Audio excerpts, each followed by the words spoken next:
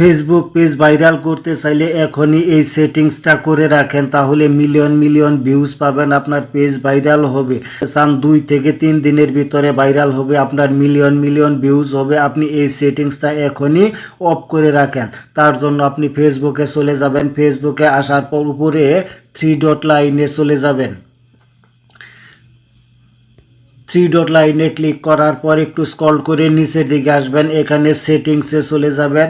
সেটিংসে আসার পর একটু স্ক্রল করে নিচের দিকে আসলেই এখানে মিডিয়া নামের একটা অপশন পাবেন, এই মিডিয়াতে চলে যাবেন।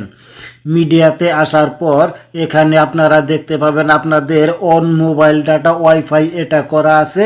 আপনারা এখান থেকে নিচে অফ অফ নেবার এই নেবার করে দিবেন, তাহলে আপনার মোবাইলে আপনার রিলস ভিডিওটা অটোমেটিক্যালি প্লে হবে না।